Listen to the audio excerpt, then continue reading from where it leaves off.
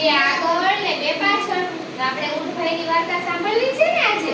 તો ઊંટભાઈની સાથે બીજું કોણ હતું? શિયાળભાઈ.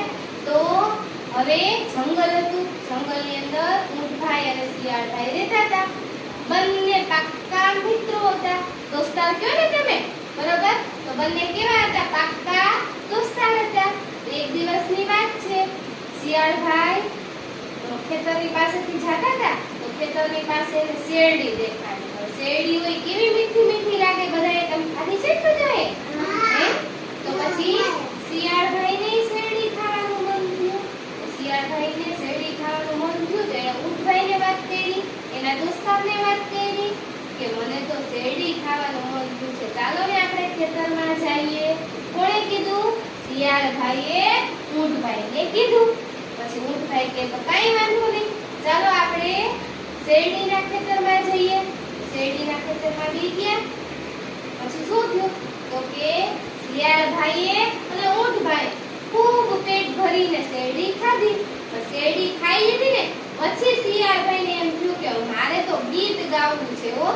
હવે એને છાનમુના શેરડી ખાધી હતી, માલિકથી છુપાઈને શેરડી ખાધી હતી. પછી જોરથી ગીત ગાય તો ખેતરનો માલિક આવી જાય ને.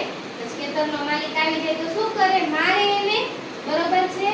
તો ઊંટભાઈએ ના પાડી કે શિયાળભાઈ આપણે તો શેરડી ખાઈ લીધી છે, હવે આપણે કાઈ ગીત ગાવું નથી. પણ આ શિયાળભાઈ માયના નહીં. શિયાળભાઈએ શું કીધું? મારે તો ગીત ગાવું જ છે. એણે તો ગીત ગાવાનું લાંબા લાંબા અવાજે ચાલુ કર્યું અને ખેતરનો માલિક આવ્યો અને પછી શું થયું? તો કે બેયને માર્યા. શું કર્યું? બેયને માર્યા લાકડીએ. તો હવે જો ઊંટભાઈની વાત શિયાળભાઈ માયના હોત તો માર ખાવો પડત? નો ખાવો પડત ને, બરોબર? તો આ શું થયું? તો કે આપણને કોક કહેતું હોય સાંભળવાનું, પછી આપણે વિચારવાનું કામ કરીએ તો આમ થાય. પછી શું થયું? તો કે બેયે માર ખાધો અને પછી ખેતરના માલિક બેયને ખેતરથી દૂર પાછા જંગલમાં મૂકી આવ્યા. મજા આવી વાર્તામાં?